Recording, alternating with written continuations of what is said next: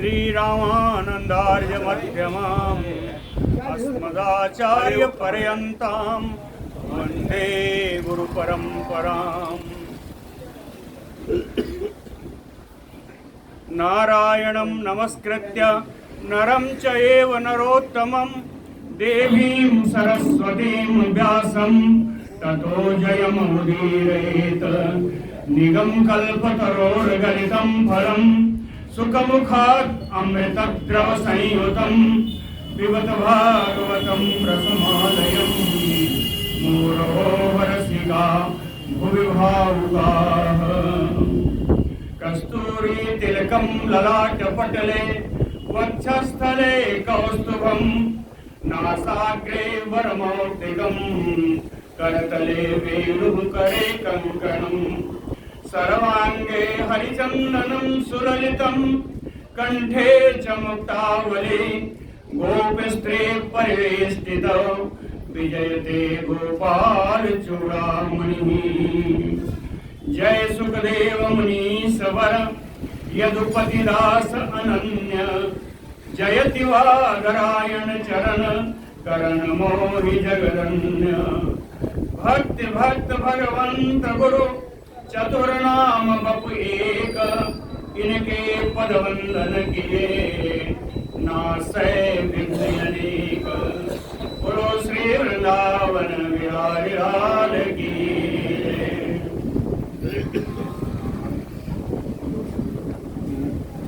कल दो लीलाएं सुनी थी, प्रलंबासुर उद्धार की और दावाग्नि से बचाने की, दावाग्नि मोक्ष की। इन दोनों का स्मरण करते हुए आज आगे चलते हैं।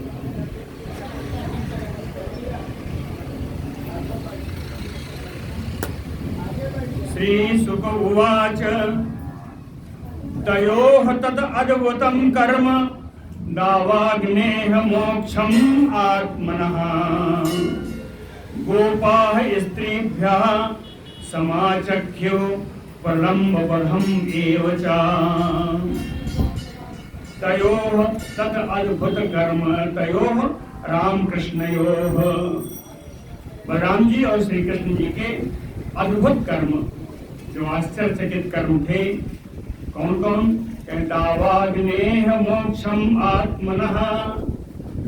इन ग्वाल वालों का अपने को बचाना दावाग्नि से। दावाग्नेह मोक्षम आत्मनः प्रलम्बवधम् एव च। और प्रलंबासुर का वध, प्रलम्बवधम् एव च। और प्रलंबासुर का वध कहते हैं गोपाः। इन दोनों कथाओं को, इन दोनों समाचारों को गोपाः ग्वाल बालाः स्त्रीभ्यः समाचख्युः। ब्रज स्त्रियों से इन ग्वाल बालों ने बताया। स्त्रीभ्यः माता भी हो सकती है, बहन भी हो सकती है, कुछ अन्य भी। स्त्रीभ्यः समाचख्युः गोप वृद्धाः च गोप्यश्च तदुपाकर्ण्य विस्मिताः। मेनिरे देव प्रवरं कृष्ण रामौ ब्रजम गतौ। गोप वृद्धाश्च गोप्यश्च, वृद्ध जो गोप थे, वृद्ध गोप लोग जो थे, और गोप्यश्च और जो गोपियां थी, तद उपाकर्ण इन दोनों लीलाओं की रहस्य को सुन करके विस्मिता बड़ी आश्चर्यचकित हुई। और अब इन्होंने मान लिया मेरे कृष्ण राम देव प्रवरऊ। कहे ये निश्चित रूप से ये कृष्ण जी और ये बलराम जी ये कोई श्रेष्ठ देवता हैं। देव प्रवरऊ ब्रजम गतौ। सौभाग्य से ये ब्रज में आ गए हैं, सौभाग्य से ब्रज में आ गए हैं। ये दोनों कोई न कोई देवता जरूर हैं। इतना कहने के बाद ततः प्रावर्तत प्रावृत सर्वसत्व समुद्भवा। ततः प्रावर्तत प्रावृत, अब वर्षा ऋतु आ गई। ततः प्रावृत प्रावृत, प्रावृत यानी वर्षा ऋतु। कहें वर्षा ऋतु आ गई। वर्षा ऋतु क्या होता है? कहें सर्व सत्व समुद्भवा, सभी प्रकार के जीवों की बढ़ती हो जाती है, सभी प्रकार के जीवों में वृद्धि आ जाती है। भाई घास लताएं ये सब भी जीव ही है ना, तो कहे सभी प्रकार के जीवों में वृद्धि आ जाती है। सर्व सत्व समुद्भवा, और क्या इसका चिन्ह है? कहे विद्योतमान परिधि, सूर्य चंद्रमा आदि जो प्रकाशित ग्रह हैं इनमें बार बार मंडल बैठने लगते हैं। सूर्य मंडल, चंद्र मंडल, इनमें मंडल बैठने लगते हैं वर्षा ऋतु में। विषपूर्जित नभस्तला, आकाश भी शुद्ध होने लगता है। आकाश में कभी बादल आ जाएंगे, कभी बिजली कड़केगी, कभी गर्जना होगी, है ना। इन सबसे विस्फुरित नभस्तला, आकाश भी शुद्ध हो जाते हैं। वर्षा ऋतु का वर्णन सुनिए। सांद्र नीलांबुदैः व्योम सा विद्युत अस्तनयुत्नभिः, आयस्पृष्ट ज्योतिः आच्छन्नं ब्रह्मैव सगुणं बभौ।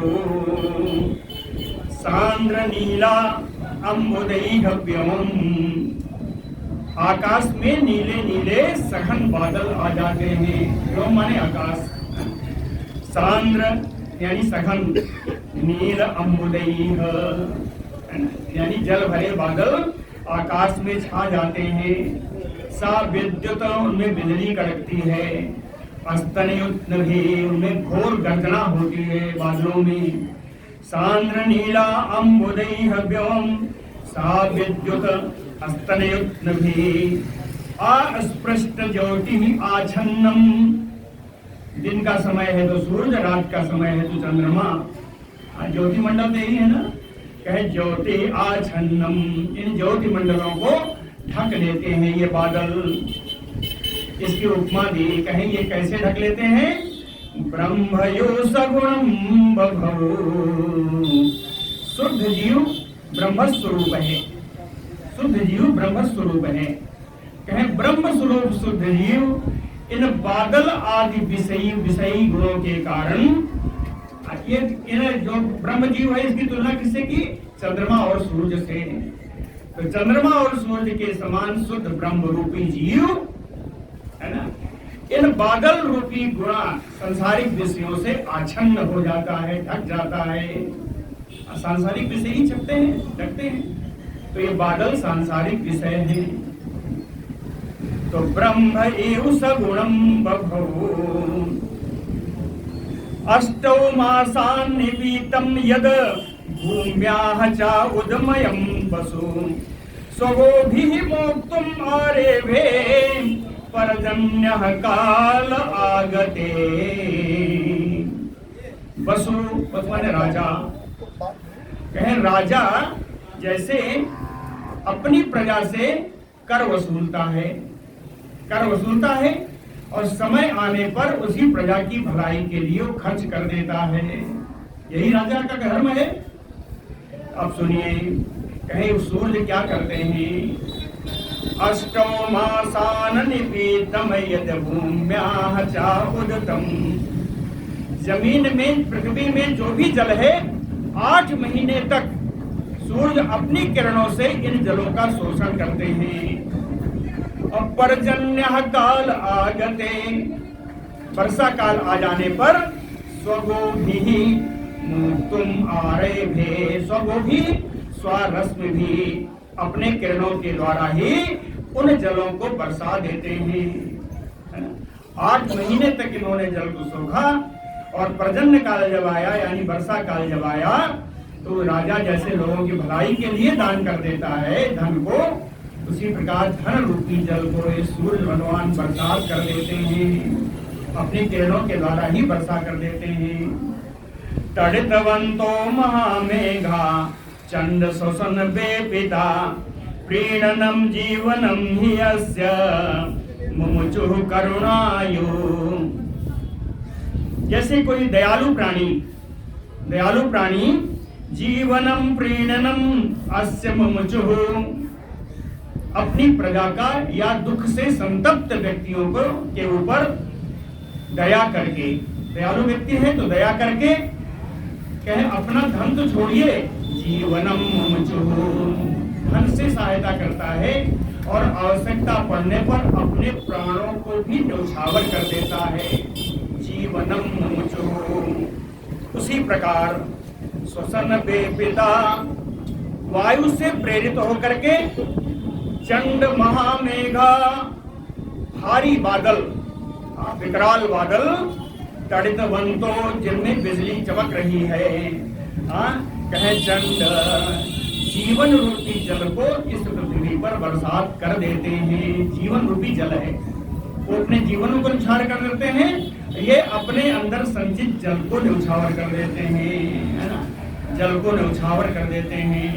इनके उदाहरण समझिएगा तभी मजा आएगा, है ना। वर्षा ऋतु का वर्णन है, वर्षा ऋतु का वर्णन तो सभी कर देंगे, आप तो समझ लीजिएगा कि इसमें पानी बरसेगा, मेढक बोलेंगे, क्या होगा, है ना। लेकिन इनकी समता किससे है, ये कैसे, किस बात के लिए है, किस बात की सूचना देते हैं, ऐसा समझना आवश्यक है। तपः कृषा देवमीढ़ा आसीत बरसी यसी मही, यथैव काम्य तपसः तनु संप्राप्य तत्फलम्। काम्य तपसः, कोई तपस्वी कामना नहीं, सकाम तपस्या करने वाला पसी जो योगी है, तपस्वी है, काम्य तपस्या यानी सकाम तपस्या करने वाला, इसी कामना के तहत तपस्या कर रहा है।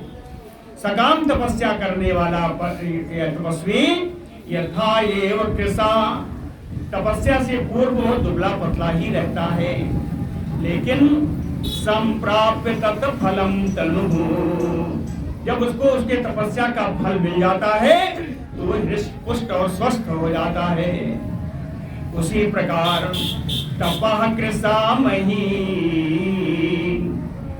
अभी गर्मी की ऋतु गई है, गर्मी के बाद ही बरसात आई ना, तो कहें गर्मी के ताप से सूखी हुई पृथ्वी, तपः कृषा मही, मही का कृषा होना अर्थात सूख जाना, ताप से सूखी हुई पृथ्वी, बरसीयसी देवमीढ़ा आसीत, जो मीढ़ा का अर्थ है कि वर्षा की बूंदों से गीली हुई, है ना। बरसीयसी, वर्षा काल आने पर वर्षा के कारण ये पृथ्वी वर्षा से गीली हो जाती है, यानी आर्द्र हो जाती है, इनमें नमी आ जाती है।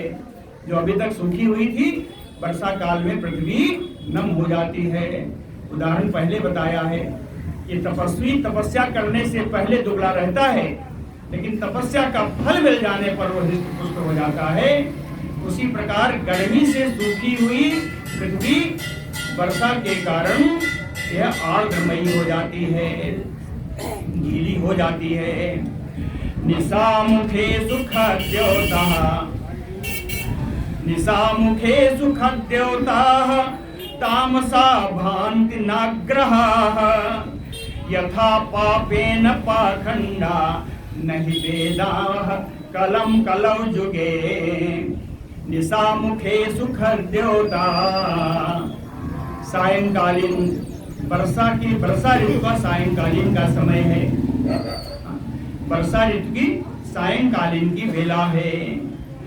तामसा, बादलों के द्वारा एकदम अंधकार छा गया है, बादलों के द्वारा अंधकार छा गया है। कितना अंधकार, कि भान्ति नग्रहाः, सूर्य चंद्रमा तारे आदि जितने ग्रह हैं ये दिखाई नहीं पड़ रहे हैं, छुप गए हैं। अब इसमें क्या दिखाई देगा, तो कहें खद्योताः, केवल जुगनू चमकते रहते हैं इस समय, है ना, केवल जुगनू चमकते रहते हैं। निशामुखेषु खद्योताः तामसा भान्ति ग्रहाः। ये ठीक इसी प्रकार कलौ जुगे, कलयुग में पापेन पाखंडा यथा, कलयुग में पाप के द्वारा पाखंड इतना बढ़ जाता है कि पाखंड के अतिरिक्त वेदध्वनि आदि वैदिक धर्म लुप्त हो जाते हैं। ये पाखंड ही जुगनू है और वैदिक धर्म ही सूर्य चंद्रमा आदि ग्रह हैं, है ना। समझ में आया उदाहरण? निशा मुखे सुख द्योता तामसा भान्ति नाग्रहाः यथा पापेन पाखंडा नहीं वेदाः कलौ युगे श्रुत्वा पर्जन्यनिनदं माण्डूकाभ्यसृजन् गिरः तूष्णीं शयानः प्राक् पहले यानी ग्रीष्म ऋतु में ये मंडूक यानी ये मेढक तूष्णीं शयाना पृथ्वी के अंदर चुपचाप पड़े रहते हैं, सोए रहते हैं। ग्रीष्म ऋतु में मेढक पृथ्वी के अंदर चुपचाप सोए पड़े रहते हैं। लेकिन श्रुत्वा पर्जन्यनिनदम् मेघ की गर्जना की आवाज सुन करके व्यसृजन् गिरः इनकी टर टर की आवाज सुनाई पड़ने लगती है। इसका उदाहरण सुनिए। यद्वत् ब्राह्मणा नियमात्यये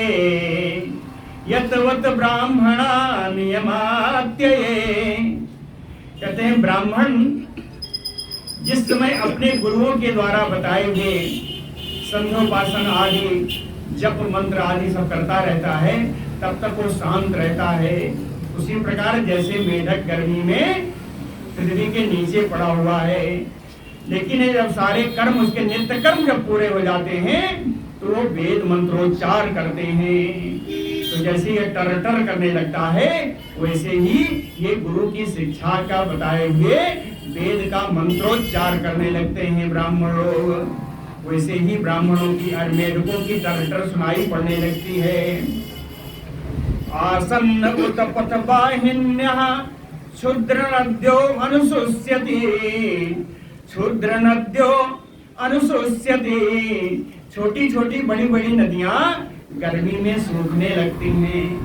क्षुद्र नद्यो अनुशोष्यति लेकिन आसन्न जब इनमें वर्षा का जल मिलता है तो ये स्वयं तो भर ही जाती हैं। उत्पथ वाहिनी उन मार्ग पर भी पहुंच जाती हैं जो मार्ग इनका नहीं है। ये सड़क किसके लिए है? व्यक्तियों के चलने के लिए है, लेकिन वर्षा काल में गंगा जी इनको भी छाप लेती हैं। तो वही बता रहे हैं उत्पथ वाहिनी, है ना, उन मार्गों पर आ जाती हैं जो उनके लिए निर्धारित पथ नहीं है। आसन्न उत्पथ वाहिन्यः क्षुद्र नद्यो अनुशोष्यति। इसका उदाहरण देखिए। पुंसो यथा अस्वतंत्रस्य देह द्रविड़ संपदः अस्वतंत्रस्य पुंसः। अस्वतंत्र कौन है? जो जितेंद्रिय नहीं है, जो अजितेंद्रिय पुरुष है, जिनकी इंद्रियां अपने बस में नहीं है, ऐसे पुरुषों का शरीर द्रविड़ संपदा, उनका शरीर, उनका धन, उनकी संपत्ति कुमार्ग पर ही खर्च हो जाती हैं, कुमार्ग पर ही चली जाती हैं। जैसे बढ़ा हुआ जल कुमार्ग पर आ जाता है, वैसे ही अजितेंद्रिय पुरुषों का शरीर, धन और संपत्तियां कुमार्ग में ही चली जाती हैं। हरिता हरिभिः सस्पैः इंद्र गोपैश्च लोहिता उत्सिलेन्द्र कृतच्छाया नृणाम श्रीहयो भूः भूत। हरिता हरिभिः सस्पैः, हरी हरी घासों के द्वारा पृथ्वी हरी दिखाई पड़ती है। सस्पैः यानी नूतन घासों के द्वारा, हरे हरे तृणों के द्वारा, झाड़ियों के द्वारा पृथ्वी हरी हो जाती है।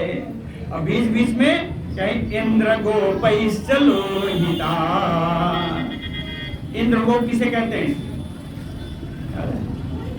राय मुनि किसे कहते हैं? राय मुनि आया है श्रीमद् रामचरितमानस में। वीर बहुटी किसी ने देखा है? वीर बहुटी नामक कीड़ा बरसात के दिनों में देहातों में जरूर दिखेगा। ये मखमली कीड़े होते हैं, ऊपर मखमली रहता है और लाल रंग के कीड़े होते हैं। हाँ, ऐसे ऐसे चलते हैं।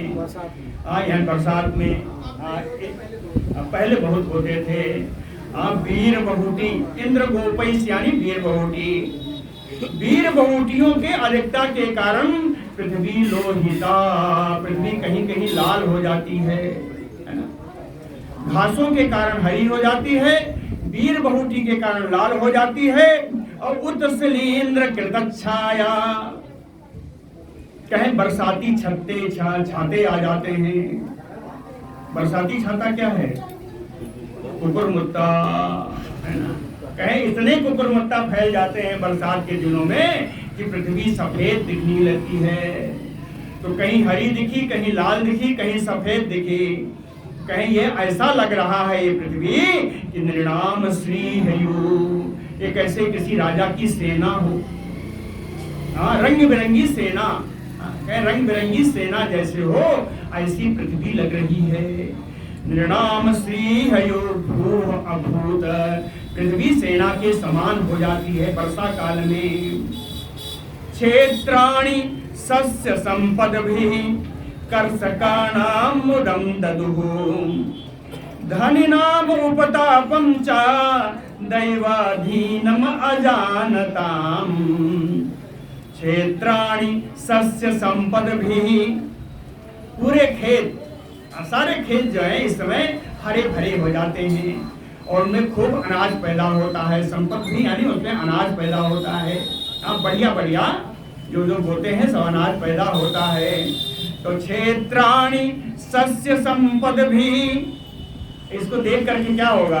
कर्षकाणां मुदं ददुः, किसान सारे बड़े प्रसन्न हो जाते हैं। किसान बड़े प्रसन्न हो जाते हैं, लेकिन कोई कोई दुखी भी हो जाता है। कौन दुखी होगा? कहें धनी नाम उपतापम, धनी व्यक्तियों को बड़ा दुख होता है कि अब इन किसानों के पास अपना अनाज हो गया, इन पर मैं अपना हुक्म नहीं चला पाऊंगा। तो धनी नाम उपतापम, लेकिन क्यों होता है ऐसा? क्योंकि इन धनी व्यक्तियों को यह नहीं मालूम कि दैवाधीनम अजानताम, यह प्रारब्ध से मिला हुआ धन है। इस बात को ना जानते हुए धनी व्यक्ति बड़ा दुखी होता है। दैव के अधीन है ना। प्रारब्ध ने, दैव ने बरसात की तो इनको धन मिल गया, है ना। तो दैवाधीनम अजानताम धनी नाम उपतापम, विधाता के विधि को न जान करके ये धनी व्यक्ति बड़ा दुख करते हैं कि ये तो मेरे हाथ से छटक गया, है ना। ऐसा जल स्थलौ कसा सर्वे नववारिणि सेवया, अबिभ्रत रुचिरम रूपम यथा हरिणि सेवया। जल स्थलौ कसा सर्वे, जितने जल में रहने वाले हैं, जितने स्थल में रहने वाले हैं, जलो कसा स्थलो कसा, है ना। जल में रहने वाले प्राणी, स्थल में रहने वाले प्राणी, सर्वे नववारिणि सेवया, वर्षा के नए नए जल का सेवन करने से, नववारिणि सेवया अबिभ्रत रुचिरम रूपम, सबका रूप खिल जाता है, सुंदर बन जाता है। बहुत ज्यादा गर्मी हो, क्या ऐसे ऐसे पोंछते रहेंगे, ऐसे पोंछते रहेंगे तो रूप कहाँ चला जाएगा? बढ़िया चंदन लगा के आओ, वो भी मिट जाएगा। लेकिन अब नहीं मिटता, है ना। आपके नलाया ललाट पर चमक रहा होगा। तो जल स्थलौ कसा सर्वे नववारिणि सेवया, नववारिणि सेवया, जिस सेवन करने के कारण अबिभ्रत रुचिरम रूपम, सुंदर रूप पा जाते हैं। ये सुंदर रूप और कब मिल सकता है? कहें यथा हरिणि सेवया, ये सुंदर रूप वर्षा के आने पर ऐसे प्राप्त हो जाता है जैसे भगवान की सेवा करने के बाद रूप सुंदर हो जाता है। यथा हरिणि सेवया, अब भगवान के सेवन से, भगवान की पूजा करके संतुष्टि मिलती है कि नहीं? जरूर मिलती है। तो कहते हैं भगवान की सेवा करने के बाद, भगवान की पूजा अर्चना करने के बाद जिस तरह व्यक्ति अपने को सुंदर मानता है, उसी प्रकार इन वर्षा ऋतु के नए जलों के सेवन से हर व्यक्ति का, हर प्राणी का, वो स्थल पर रहने वाला हो, जल में रहने वाला हो, सभी अपने को सुंदर रूप वाला ही मानते हैं, सभी को सुंदर रूप प्रदान हो जाता है। जल स्थलोकसा सर्वे नववारिणि सेवया अभिव्रत रुचिरम रूपम यथा हरिणि सेवया सरिद भी संगतः सिंधु चुक्षुभे श्वसन ऊर्मिमान अपक्व योगिनश्चेत्तम कामाक्तम गुणयुग यथा। देखो भैया, कहते हैं कि ये तो वर्षा काल है, वर्षा काल है। श्वसन ऊर्मि सिंधु, वर्षा काल में जब हवा चलती है तो समुद्र में वैसे ही उताल तरंगे उठा करती हैं, है ना। वर्षा काल में जब हवा चलती है तो समुद्र में बड़ी बड़ी तरंगे ऐसे ही उठा करती हैं। लेकिन इसी समय जब बड़ी बड़ी नदियां बड़ा बड़ा जल लेकर के समुद्र में गिरती हैं तो समुद्र और भी शुद्ध हो जाता है। समुद्र में और भी विकार आ जाते हैं। तो सरित भी संगतः, नदियों के संग से, नदियों के समुद्र में मिलने से, सिंधु चुक्षुभे, समुद्र क्षुभित हो जाता है। और वो समुद्र है कैसा? कह श्वसन ऊर्मिमान, वायु के कारण, वायु के थपेड़े से जिनमें लहर पहले से उठ रही है, श्वसन ऊर्मिमान। इसका उदाहरण बड़ा सुंदर है। अपक्व योगी निश्चितम कामाक्तम गुण युगम यथा। कहते हैं जो भ्रष्ट योगी है, अपक्व योगी है, जो योगी बनने का ढोंग करता है ना। अपक्व योगिनः, जो योगी होने का ढोंग करता है, निश्चितम गुण युग, निश्चित रूप से जब उसे सांसारिक विषयों के साथ उसका संबंध स्थापित होता है तो कामाक्तम, वो काम विषयों की ओर, काम की ओर दौड़ जाता है ना। समझ में आया? समुद्र पहले से ऊर्मिमान है। ये कौन है? ये अपक्व योगी है। समुद्र जो पहले से लहरों वाला है, यह अपक्व योगी है, ये ढोंगी बना हुआ योगी है ना। और इसमें जब नदियां मिली तो नदियां क्या है? ये सांसारिक विषय हैं। तो इन सांसारिक विषयों में जब अपक्व योगी मिलता है, इनका संयोग होता है, तो कहते हैं कामाक्तम। तो ये काम वासना से युक्त हो जाता है, योगी योगी नहीं रह जाता। गिरयो बरस धारा भी हन्यमाना न बेव्यथो अभिभूयमाना व्यसनेह यथा अधोक्षज चेतसः। गिरयो, ये जितने पर्वत हैं, जितने पहाड़ हैं, बरसधारा भी हन्यमाना, इनके ऊपर वर्षा की कड़ाके की बूंदें पड़ती हैं, तेज तेज बूंदें पड़ती हैं, लेकिन ये पहाड़ ना व्यथु, व्यथा नहीं प्राप्त करता, दुखी नहीं होता। इन पहाड़ों पर वर्षा की बड़ी बड़ी बूंदें गिरने के कारण, गिरने के बावजूद भी ये पर्वत व्यथित नहीं होता, ये पर्वत दुखी नहीं होता। इसका उदाहरण सबसे बढ़िया मुझे लगता है, अभिभूयमाना व्यसनैः अधोक्षज चेतसः। जिसका चित्त अधोक्षज भगवान में लगा हुआ है, जिसका चित्त भगवान में लग गया है, अभिभूयमाने व्यसनैः, उस पर विपत्तियों की विपत्तियां आती रहे, वो कभी क्षुब्ध नहीं होगा। जिसका चित्त भगवान में लग गया, सांसारिक विपत्तियां उसका कुछ बिगाड़ नहीं सकती। हर धार्मिक कार्य में बाधा तो आती है। दिन भर मौसम अच्छा था, इस समय बरसात होने लगी, कुछ लोग घर में रुक गए कि चलो भाई भीग जाएंगे, नहीं जाना है। तो ये जो है, ये विपत्तियां हैं, ये क्या है? बाधाएं हैं। ये बाधाएं आती हैं संसार भगवान के धार्मिक कर्मों में। उसी प्रकार बताया कि यथा अधोक्षज चेतसः, जिसका चित्त अधोक्षज इंद्रियातीत भगवान में लग गया, उनको सांसारिक बाधाएं, सांसारिक दुख उनका कुछ बिगाड़ नहीं पाता, उनको क्षुब्ध नहीं कर पाता। मार्गा बभूव संदिग्धा तृणैः छन्नाह्य संस्कृता नाभ्यस्यमाना श्रुतयो द्विजैः कालहतायो असंस्कृता मार्गा। जो मार्ग कभी साफ नहीं किए गए, संस्कारों की झाड़ू उनमें नहीं लगी, ठीक है, मार्गा ही असंस्कृता। जो मार्ग कभी साफ नहीं किए गए, गंदे ही पड़े रहे, वर्षा ऋतु आने पर तृणैः छन्ना, इतनी घास जम जाती है कि मार्ग जो है ढक जाता है। तृणैः छन्ना, अब क्या होगा? कहे मार्गा बभूव संदिग्धा।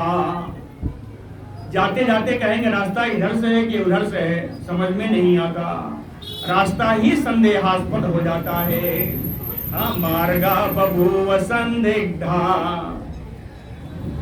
इसका उदाहरण भी बड़ा सुंदर है, क्योंकि इस रास्ते पर हम हमेशा जाते नहीं है ना, इसका संस्कारित नहीं है रास्ता, इसलिए इस पर घासों ने अपना कब्जा किया और वर्षा ऋतु में वो दिखाई ही नहीं पड़ रहा है, क्योंकि घासें तो हर जगह जम गई। लेकिन वो मार्ग जिस पर हमेशा लोग चलते हैं उस पर तो घास नहीं आएगी। जिस पर हमेशा चलते हैं, जो साफ सूफ हो रहा है, उस पर घास नहीं आएगी। वो मार्ग असंदिग्ध नहीं हुआ, संदिग्ध नहीं हुआ, है ना। तो इसी प्रकार कहें ना अभ्यस्यमाना श्रुतयो द्विजैः। ब्राह्मण लोग अगर वेदों का अभ्यास नहीं करते, ब्राह्मण लोग अगर वेदों का अभ्यास नहीं करते, अर्थात उस मार्ग को साफ नहीं किया गया, समझ रहे नहीं, उदाहरण समझ रहे हैं?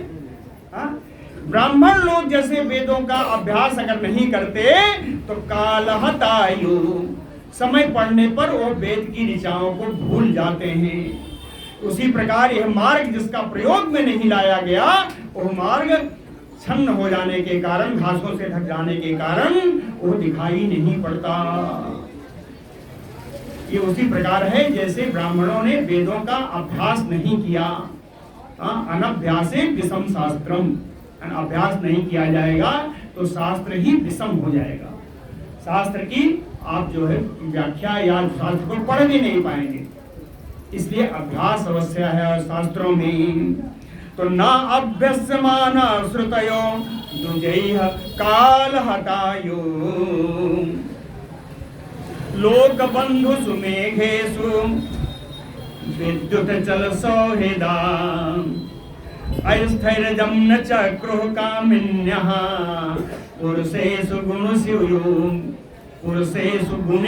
यो लोकबन्धुषु मेघेषु। यद्यपि मेघ बादल लोकोपकारी है, लोक का उपकार करने के लिए ही मेघ है, तो कहते हैं लोकबन्धुषु मेघेषु, लेकिन इनमें विद्युत सौहृदा चल, इनमें जो बिजली चमकती है वो बहुत देर तक इनमें स्थिर नहीं रहती। बिजली चमकती है, गई, फिर चमकी, फिर गई। तो कहे विद्युत चल सौहृदा, तो ये चलती हुई चंचला बिजली क्या है? चंचला बिजली जानते हैं क्या है? कहे कामिन्यः चपलाः, ये चपल कामिनी है। चपल कामिनियां हैं जो ऐसी स्त्रियां जो चंचला हैं। ये स्त्रियां चंचल होती हुई भी, है ना, चंचल होने के कारण लोकोपकारी मेघ में जैसे बिजली नहीं ठहरती, उसी प्रकार गुण वाले पुरुष में भी ये बहुत देर तक स्थिर नहीं रह सकती। समझ में आ गया? समझ आ गया ना? धनु बियति माहेन्द्रम निर्गुणम चा गुणिनी अभात। गुणिनी अभात कहते हैं, गुणिनी यानी मेघ। जब मेघ फैल जाता है, आकाश में जब मेघ गर्जन करता रहता है, तो कहते हैं निर्गुणम माहेन्द्रम धनु बियति। निर्गुणम, गुण माने होता है रस्सी, है ना, नाम गुण रस्सी का ही नाम है, गुण माने रस्सी। तो कहे निर्गुणम बिना रस्सी का। महेंद्रम धनु, महेंद्र माने इंद्र, धनु माने धनुष, बिना रस्सी का इंद्रधनुष। ठीक है, यद्यप बादल गरजते रहते हैं आकाश में, फिर भी कभी कभी बिना रस्सी वाला धनुष। क्या इंद्रधनुष में रस्सी लगी रहती है? क्या धनुष में रस्सी लगी होती है ना, प्रशंसा उसी कहते हैं, उसी खींचते हैं। तो ये बिना रस्सी वाला धनुष है। निर्गुणम धनु हो बियति, आकाश में जिस प्रकार शोभा पाता है। बादल गरजते रहते हैं, बादल से छन्न आकाश में यही इंद्रधनुष जिस प्रकार शोभा पाता है, उसी प्रकार पुरुषो व्यक्ति गुण व्यति करे। सांसारिक प्राणी यद्यपि कि सारे विषयी गुणों से, विकारों से ओतप्रोत है ना। व्यक्ति गुण व्यति करे, इन गुणों के विकारों में ही संसारिक प्राणी उलझा हुआ है। ये सारा विषय प्रपंचमय संसार है। लेकिन इसमें कहीं अगर कोई निर्गुण ब्रह्म दिखाई पड़ जाए तो कहते हैं जैसे दृश्य सांसारिक विषयी प्रपंच युक्त संसार में निर्गुण ब्रह्म चमकता है, उसी प्रकार आकाश में इंद्रधनुष की शोभा होती है। समझ में आया? विषय युक्त संसार में निर्गुण ब्रह्म की चमक जैसी होती है, उसी प्रकार आकाश में इंद्रधनुष की चमक होती है। धनु बियति महेंद्रम निर्गुणम च गुणनीय भात। व्यक्ति गुण व्यति करे अगुणवान, अगुणवान यानी निर्गुण, न गुणवान पुरुषो यथा। निर्गुण ब्रह्म की जैसी चमक होती है। नरराज उडपश्चन्नम स्वाज्योत्सना आजितैः घनैः अहं मत्या भासितया स्वभाषा पुरुषो यथा। कहते स्वाज्योत्सना आराजितैः गणैः। चंद्रमा अपने ही प्रकाश से बादल का प्रकाशन करता है। चंद्रमा जब चलते हैं तो कहते हैं ना कि वो देखो बादल के ऊपर पर नीचे नीचे चंद्रमा जा रहा है। लेकिन कब तक? जब तक कि वो बादल घना नहीं हो जाता, है ना। बादल घना हो जाएगा तो चंद्रमा को ही ढक लेगा। वही बताया है स्वज्योत्सना आराजितैः घनैः। यद्यप चंद्रमा अपने ही प्रकाश से उस बादल को प्रकाशित करता है, फिर भी छन्नः उडुपः, यही बादल जब घना होकर के चंद्रमा को ढक लेता है तो उडुपो नानराज, तब चंद्रमा की कोई शोभा नहीं होती। हाँ, पहले चंद्रमा कहते हैं देखो देखो चंद्रमा जा रहा है, उसके नीचे बादल है, ये है ना।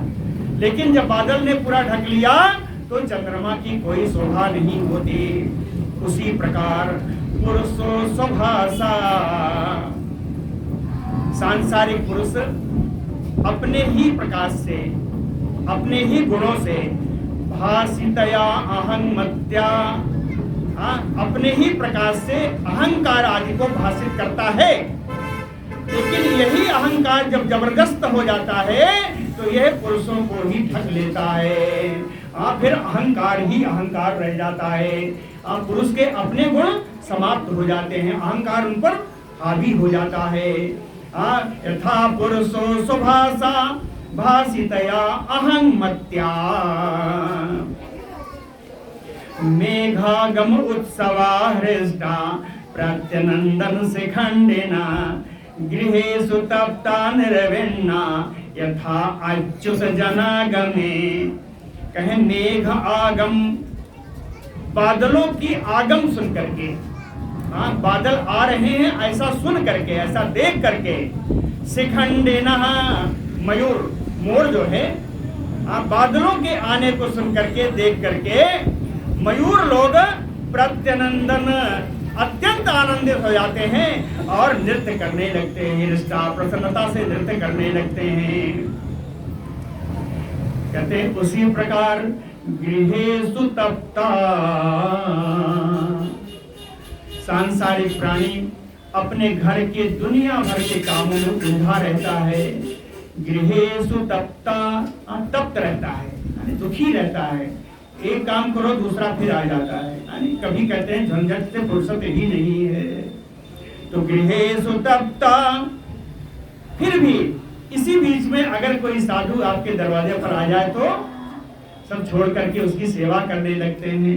आप पहले तो बहुत होते थे, अब करते नहीं करते हैं, लेकिन यही लिखा है गृहेषु तप्ता, घर में तप्त होते हुए भी यथा अच्युत जन आगमे, भगवान के किसी भक्त के आ जाने पर निर्विण्णा प्रसन्न हो जाता है। घर के कार्यों में व्यस्त व्यक्ति भी भगवान के भक्त के आ जाने पर जिस प्रकार प्रसन्न हो जाता है, उसी प्रकार मेघ के गर्मी से तप्त एक मयूर, गर्मी से तप्त मयूर बादल की आहट पाने पर प्रसन्न हो जाता है और नाचने लगता है। होना यही चाहिए। आज कोई अलग बात है कि कोई भक्त आ जाए तो कहेंगे घर वाले बवाल आ गया, इसको जल्दी हटाओ, है ना, लेकिन पहले ऐसा नहीं होता। मैं तो गांव में रहा, मैंने देखा कि गांव में लगभग हर महीने में एक साधु जी आ जाते थे और पूरा गांव इकट्ठा होता था। बढ़िया जो है भजन होता था गांव भर, वो अपना टिक्कर लगाते थे, बढ़िया लोग जो है सब प्रसाद भी मिलता था, है ना। तो पहले तो था, अब थोड़ा बवाल समझने लगे हैं लोग। लेकिन गृहेषु तप्ता निर्विण्णा यथा अच्युत जनागमे, पीत्वा आपः पादपाः पद्भिः आसन्न आत्ममूर्तयः, प्राक् क्षमाः तपसा श्रान्ता यथा कामानुसेवया। पीत्वा आपः पादपाः, वर्षा ऋतु में वृक्ष जो है पादपाः, पद्भिः पीत्वा आपः, पद्भिः यानी अपने मूल से, अपनी जड़ से, पद्भिः यानी जड़ से, तो कहे पादपाः पद्भिः, वृक्ष जैसे अपने जड़ से, आपः पीत्वा जल सोख करके क्या होता है, आसन्न आत्ममूर्तयः, जल से अपने जड़ से जल सोखते हैं और उनकी पत्तियां, उनके डाल, उनके फूल, उनके फल सब हरे भरे हो जाते हैं, है ना। फल से सब युक्त हो जाते हैं, फल फूल से पत्तों से युक्त हो जाते हैं, केवल जल से, केवल जड़ से जल सोखने के कारण, है ना। और प्राग क्षामाः, जबकि गर्मी के ऋतु में ये बिल्कुल दुबले पतले हो गए थे, ऐसा लग रहा है कि सारा सूख जाएगा, लेकिन जैसे ही ये अपने जड़ से जल सोखते हैं, इनकी सारे अंग यानी पत्ते, फूल, फल सब जो है हृष्ट पुष्ट हो जाते हैं, सब भर जाते हैं। उसी प्रकार तापसा क्षामा श्रांता कामानुसेवया, सकाम तपस्वी, फिर से वही आया, कामानुसेवा तापसा सकाम तपस्वी। पहले जो दुबला पतला था, तपस्या के बाद फल पा जाने पर वो हृष्ट पुष्ट हो जाता है। तो ये सकाम तपस्वी क्यों कहा? कहें ये सकाम तपस्वी की तपस्या कुछ दिनों के लिए होती है ना। उनका काम पूर्ण हुआ, तपस्या समाप्त, उसका फल मिल गया, तपस्या समाप्त, है ना। इसलिए कहा सकाम तपस्वी। ये वर्षा ऋतु, गर्मी ऋतु फिर आएगी, वर्षा ऋतु फिर आएगी, इसलिए इनको सकाम तपस्वी की उपाधि, है ना। कामानुसेया यथा श्रांता क्षामाः तापसा। एक और बढ़िया सुंदर बात है, सरस्सु अशांत रोधस्सु नीऊषु अंगापिसारसाः, गृहेषु अशांत कृत्येषु ग्राम्यायो दुराशया। बरसात के दिनों में जितने तालाब के किनारे हैं, नदी के किनारे हैं, उनमें क्या होता है, सरस्सु रोधस्सु अशांत, जलाशयों के किनारे अशांत हो जाते हैं। अशांत क्यों होते हैं? वहाँ कीचड़ हो जाएगा, है ना, आए हुए कांटे फीटे वहाँ पड़े रहते हैं, कांटे आ जाएंगे, कंकड़ आ जाएगा वर्षा के जल में बह करके। तो कहते हैं यद्यपि सरोवर के किनारे, जलाशय के किनारे अशांत हो जाते हैं, वहाँ कीचड़ हो जाता है, वहाँ कांटे आ जाते हैं, वहाँ कुछ जीव आ जाते हैं, है ना, फिर भी सारसाह, उस नदी के किनारे रहने वाला बगुला, अंगापिनीवुसु, एक क्षण के लिए भी अपना किनारा नहीं छोड़ता। कठिनाई आने पर भी अपना किनारा बगुला नहीं छोड़ता। उसी प्रकार दुरासया ग्राम्या, तो दूषित चित्त वाले साधारण प्राणी हैं। गृहेषु अशांत, घर में दुनिया का झगड़ा कंटा रहने के बावजूद भी ये अपने घर को नहीं छोड़ते, है ना? समझ में आया?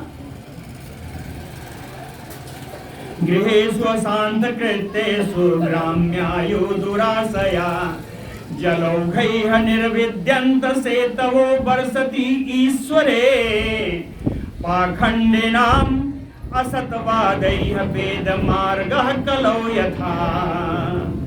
ईश्वरे वर्षति, इंद्र के द्वारा घनघोर वर्षा होने पर, जलौघैः, जल का समूह, है ना?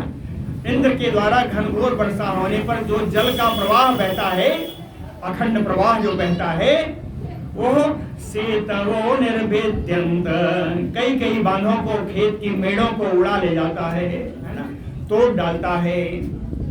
कहें उसी प्रकार पाखंडिनाम असतवादैः, जो पाखंडी हैं वो वेद के अर्थों का अनर्थ करने के द्वारा, समझ रहे हैं? आजकल वेदों के अर्थ का अनर्थ बहुत हो रहा है। तो कहे पाखंडिनाम असतवादैः, पाखंडियों के द्वारा, असतवादैः, वेदों का अर्थ का अनर्थ करने के द्वारा, वेद मार्गा कलौ यथा, कलयुग में वेद मार्ग को दूषित कर देते हैं, वेद मार्ग को ही, वैदिक मार्ग को ही तोड़ डालते हैं। तो वैदिक मार्ग क्या है? ये बांध है, बेमेड़ है ना? और जल का प्रवाह है, ये हमारे सांसारिक प्राणी पाखंडी। तो पाखंडिनाम असतवादैः वेद मार्गा कलौ यथा, व्यमुञ्चन वायुभिर्नुन्ना भूतेभ्यो यथा अमृतं घना, यथा आशीषो विषपतयः काले काले दुजेरिता। कहते हैं वायुभिर्नुन्ना घना, वायु भी यद्यप निश्चित रूप से वायु की प्रेरणा से, हवा की प्रेरणा से, घना, वायु की प्रेरणा से ये जो बादल हैं, है ना, वायु नुन्ना घना, वायु की प्रेरणा से ये जो बादल हैं, भूतेभ्यो, अपने प्राणियों के कल्याण के लिए ये बादल, वायु की प्रेरणा से ये बादल प्राणियों के कल्याण के लिए अमृतम व्यमुंचन, अमृत रूपी जल की बरसात करते हैं। समझिएगा पूरा, वायु की प्रेरणा से ये बादल प्राणियों का कल्याण करने के लिए अमृत रूपी जल की वर्षा करते हैं।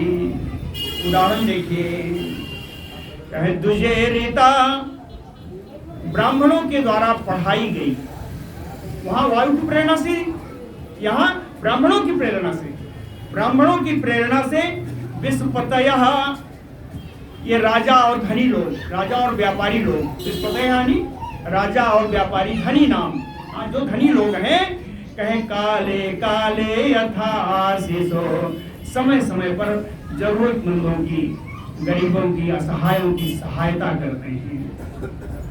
ठीक है, वहां पर वायु की प्रेरणा से हुआ, यहाँ गुरु की प्रेरणा से हुआ, वहां पर बादल ने बरसात की, है ना, यहाँ पर विषपतयः, राजा या धनी लोगों ने, और वहां भी प्राणियों का कल्याण था, यहाँ भी प्राणियों के कल्याण के लिए ये धन का वितरण करते हैं। उन्होंने अमृत रूपी जल का वितरण किया है। जलौघैः नहीं, व्यमुञ्चन वायुभिर्नुन्ना भूतेभ्यो अध अमृतं घना, यथा आशीषो विषपतयः काले काले द्विजेरिताः, एवं वनं तद वरसिष्ठम्। कहते हैं इस प्रकार बरसात में जो वन है, बरसात में जो वन है कैसे हो गए? कहे पक्को खरजूर जम्ब मत, पके हुए खजूर और पके हुए जामुनों से युक्त हो जाता है। जामुन का बढ़िया बढ़िया फल गिरने लगता है बरसात में। कहें एवं वनम तद वर्षिष्ठम, वर्षा के काल में, है ना, पक्व खरजूर जम्ब मत, पके हुए खजूर और जामुन के फलों से युक्त हो जाता है। हाँ, तो उस समय क्या करते हैं भगवान, कहें गो गोपालैः वृतो हरिः, गौ और गोलगाल बालों से घिरे हुए भगवान सबलः, बलराम जी के साथ, सबलः रंतुम प्राविशत, रमण करने के लिए, विहार करने के लिए, लीला करने के लिए वन में प्रवेश करते हैं भगवान। क्या गायों को नहीं चराएंगे क्या बरसात में? बरसात में तो गाय चराई जाएगी ना। तो बरसात का दृष्टि अभी तक बताया, अब इस बरसात में भगवान गोचारण लीला कर रहे हैं, वो देखिए। फिर से श्लोक पढ़ता हूँ, एवं वनम तद वर्षिष्ठम पक्व खरजूर जम्बुमत, गो गोपालैः वृतो हरिः रंतुम सबलः प्राविशत। देखिए कैसा है, बढ़िया सुंदर विवरण है ना। कहें धेनवो मंदगामिन्यः, गाय धीरे धीरे चल रही हैं।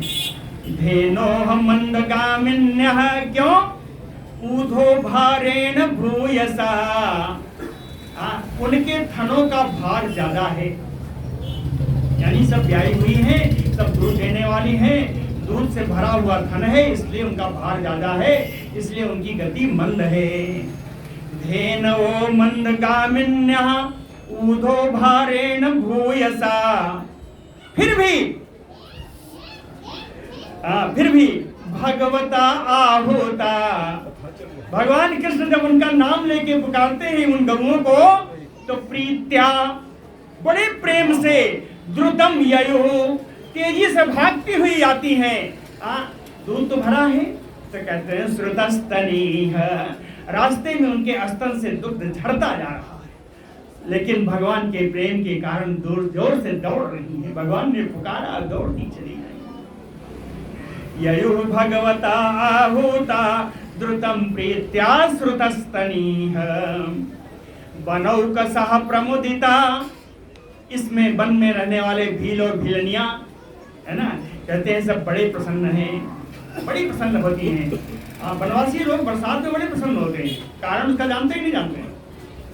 सुने, वनराजी मधोच्युतः, जो वन में जो पेड़ों की पंक्तियां हैं, अक्सर हर पेड़ों में मधु लगी रहती है, मधु का छत्ता लगा रहता है, उनसे मधु निकलता रहता है, इसलिए कोल भील जो हैं, जितने वनवासी हैं, बड़े प्रसन्न रहते हैं। वनौकसा प्रमुदिता वनराजी मधोच्युतः, जलधारा गिरे नादान आसन्ना ददृशे गुहा, कहते हैं गिरेह, पर्वतों से जलधारा आ रही है, पर्वतों से झरने झड़ रहे हैं और इनकी सुंदर आवाज आ रही है। नादान, सुंदर आवाज को देखते हुए भगवान कृष्ण ददृशे गुहा, इन पर्वतों के बीच में उन्होंने गुफा का खोज कर ली। गुफा की खोज क्यों की? ये देखिए, गुफा की खोज इसलिए की कि बरसात का महीना, पानी बरसेगा तो छुपेंगे कहाँ। गुफा की खोज कर ली। आसन्ना ददृशे गुहा, आ गया, वही चीज आ गया। क्वचित अभिवर्षति, कभी जब बरसात आ जाती है तो गुहायाम वनस्पति क्रोडे, इन गुफाओं में और वनस्पति, पेड़ों की गोद में, पेड़ों में बड़े बड़े कोटर होते हैं, है ना, बड़े बड़े पेड़ों में बहुत कोटर होते हैं, तो वनस्पति क्रोडे, क्रोडे यानी उनके पर्यंके, उनके गोद में, है ना, गुफाओं में, पेड़ों की गोद में निर्विश्य प्रवेश करके भगवान कंदमूल फलासनः रेमे, भगवान कंदमूल फल का भोजन करते हैं और वहीं रमण करते हैं, लीला करते हैं, लीला करते हैं। कहे बरसात जब निकल गई तो क्या करेंगे? कहे दधियोदनम समानीतम, दही भात लेके आए हैं, दधियोदनम समानीतम, खाएंगे कहाँ? सब जगह पानी भरा है, तो कहे सलिलांत के शिलायाम, जल के पास में जो पत्थर है, जो शिलाएं पड़ी हैं, उन शिलाओं पर बैठ जाते हैं, सलिलांतके शिलायाम दध्योदनम समानीतम। केवल दही भात नहीं है, और भी है भैया। संभोजनीय, साग भी है, दाल भी है ना, अचार भी है। संभोजनीय संकर्षणान्विता गोपैः बुभुजे। बलराम जी से और ग्वाल वालों से युक्त होकर के वहां बैठ के बढ़िया भोजन करते हैं, चट्टानों पे, शिलाओं पे, है ना। समझ आया? सलिलांतके शिलायाम दध्योदनम संभोजनीय समानीतम संकर्षणान्विता गोपैः बुभुजे। भोजन किया इन्होंने।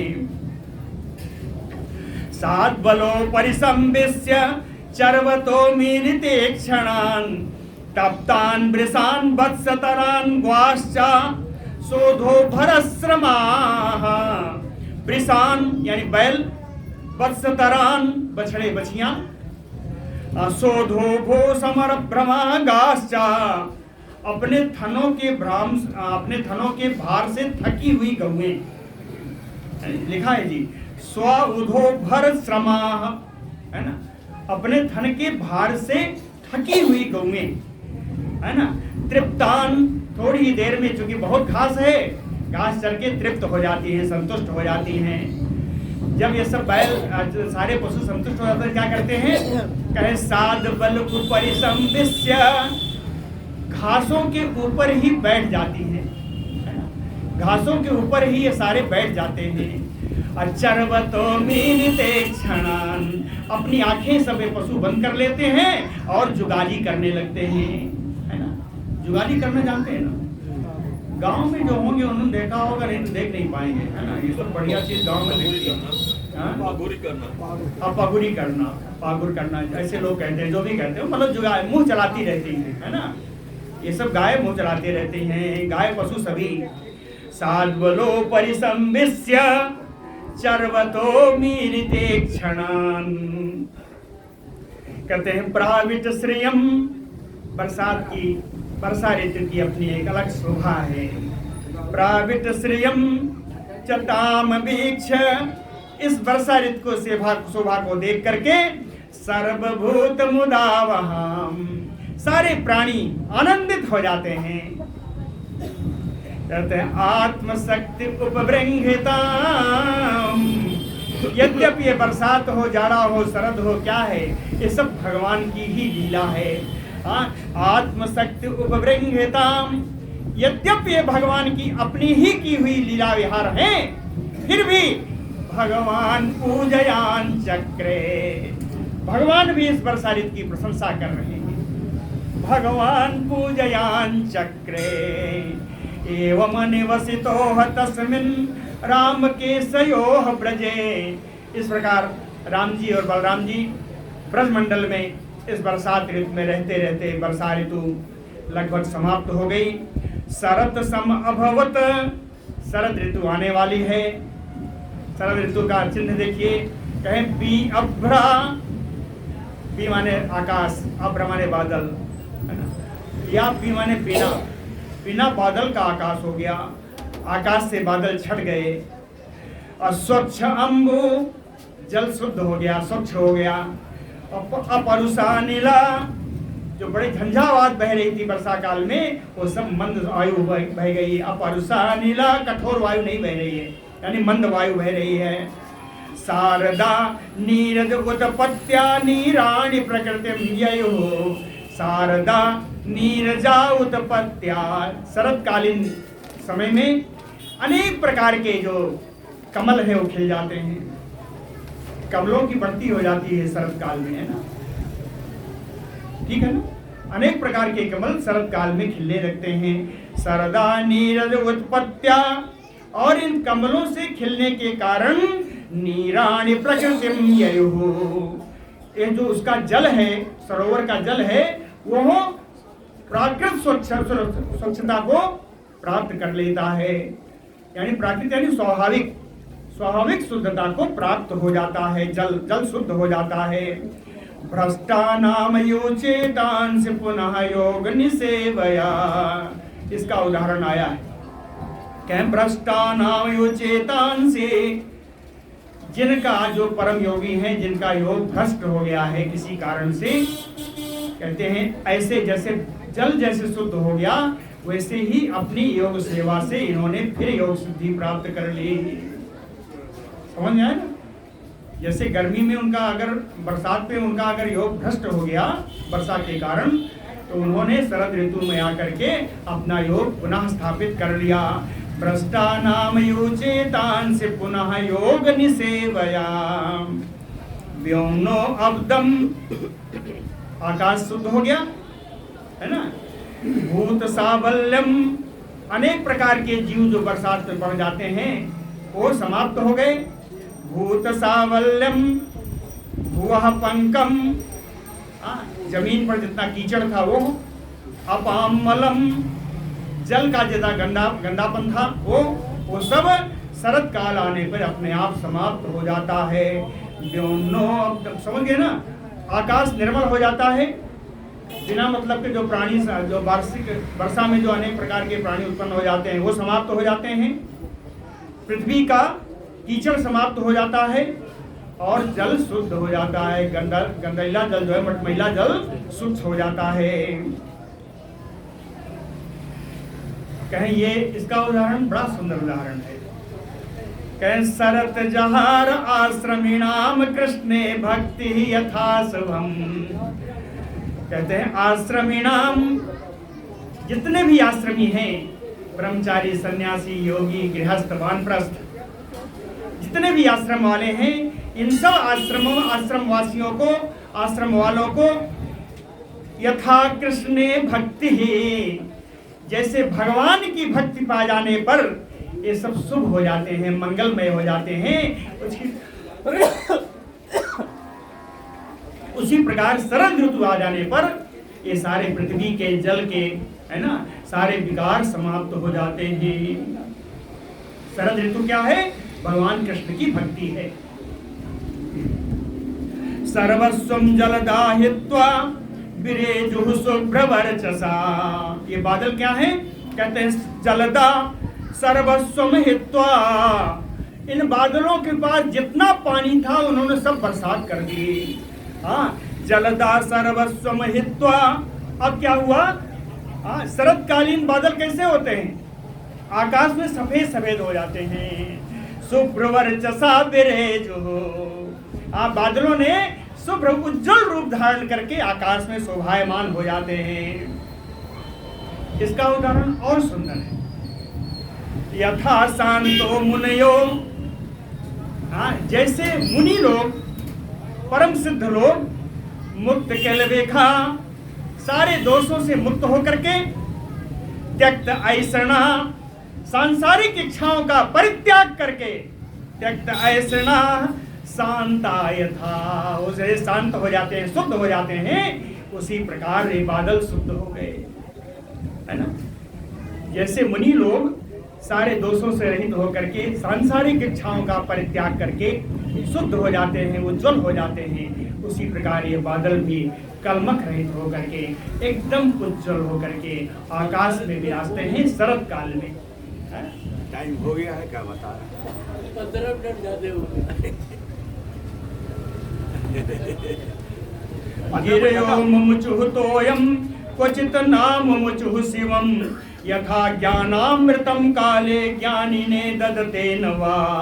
गिरयो मुमुचुः तोयम, कहते हैं वर्षा काल में तो हर पहाड़ से झरने गिर रहे हैं वर्षा काल में, लेकिन शरद काल में कहें गिरयो मुमुचुः तोयम, किसी किसी पहाड़ से तो झरने बह रहे हैं, किसी किसी पहाड़ से झरने चल रहे हैं। और क्वचित नाम मुमुचुः शिवम, और किसी किसी पहाड़ से उनका शुद्ध जल अब नहीं बह रहा है। इसका उदाहरण बहुत सुंदर है। ज्ञानिनो ज्ञानामृतम यथा काले, जैसे ज्ञानी लोग अपने जब अधिकारी पा जाते हैं तो उनके ऊपर ज्ञान उड़ेल देते हैं, लेकिन अगर अनधिकृत व्यक्ति सामने बैठा है तो ज्ञानी लोग अपने ज्ञान का प्रकाश नहीं करते। समझ में आया कि नहीं? तो कुछ पर्वत से अनवरत जल बह रहा है, अर्थात वहां ज्ञानी लोग हैं, वहां अधिकारी लोग हैं, और जिन जलों से, जिन पर्वतों से बहना बंद हो गया, वहाँ अनधिकृत लोग हैं तो वहाँ बहना बंद हो गया जल का, वहाँ ज्ञान धारा कुंठित हो गई। अन्न एव अविरंसीयमाणम जलम गल गाध जले चरा, गाध जले चरा। अगाध जल किसको कहते हैं? जहाँ जिसकी थाह न हो, है ना, कहते हैं जल अगाध है, थाह न हो। अब यहाँ पर आया है गाध जले चरा, यानी थोड़े जल में रहने वाले जलचर, गड्ढे आदमी भरे हुए जल में रहने वाले जीव, जलचर प्राणी कहते हैं क्षीयमाणम जलम न एव अविरन। उनको मालूम ही नहीं पड़ता कि कब उस गड्ढे का जल सूख गया। क्षीयमाणम जलम न एव अविरन।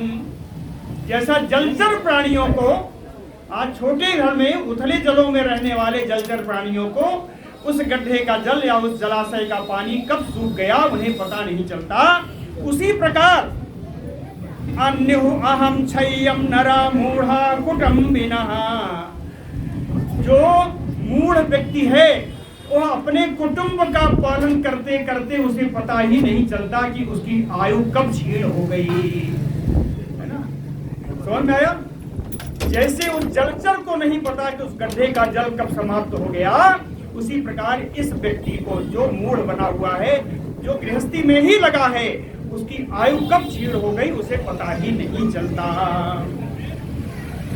गाधवारी चरा तापम अविंदम सरत अर्कजम यथा दरिद्रः कृपणः कुटुंबी अभिजितेन्द्रियः। गाधवारी चरा, उथले जल में रहने वाले जो जलचर हैं, कहते हैं अर्कजम, शरद अर्कजम, शरदकालीन सूर्य से उत्पन्न किरणों की गर्मी से ये तापित होते रहते हैं, है ना। जल सूख जाएगा तापित होंगे, कष्ट पाते रहते हैं। उसी प्रकार अजितेंद्रिय, ये ऐसे व्यक्ति जिनका अपनी इंद्रियों पर कोई बस नहीं है, दरिद्रः कृपणः कुटुंबी यथा, ये उसी के समान है जैसे कुटुंबी अपना कुटुंब पालन करने में अपना सारा जीवन व्यर्थ माता रहता है, यानी भगवान की भजन नहीं करता। सनैह सनैह जुहुपंकम अस्थलानि आमम च विरुधा, सनैह सनैह जुहुपंकम। कहते हैं धीरे धीरे शरद काल आने पर पृथ्वी का कीचड़ समाप्त हो जाता है। सनैह सनैह जुहुपंकम, पंकम कीचड़म, है ना, कीचड़ समाप्त हो जाता है। स्थलानि आमम च विरुधा, और ये जो शाखाएं हैं, ये झाड़ियां हैं, इनके तने आदि कहते हैं आमम, इनका कच्चापन रहता है ना, कच्चा रहता है पहले, आमम यानी कच्चा, जो कच्चा रहता है इनकी डालें वो धीरे धीरे पक जाती हैं, दृढ़ हो जाती हैं। कहें उसी प्रकार शरीरादिषु अनात्मसु यथा अहं ममता धीरा, उसी प्रकार धीर पुरुष, विद्वान पुरुष, है ना, विद्वान पुरुष अपने शरीर का जो कच्चापन है, जो अहंता ममता आदि है, ये मैं हूँ, ये मेरा है, ये शरीर का कच्चापन है। कहते हैं शरीर को कच्चापन ये विद्वान पुरुष धीरे धीरे शरदकालीन सूर्य के समान छोड़ देता है ना, समाप्त हो जाता है। अब बता रहे हैं समय समाप्त हो गया है, 20 मिनट ज्यादा, 20 मिनट ज्यादा हो गया, तो बोलो भक्तवत्सल भगवान की। कभी कभी ज्यादा भी हो जाना चाहिए।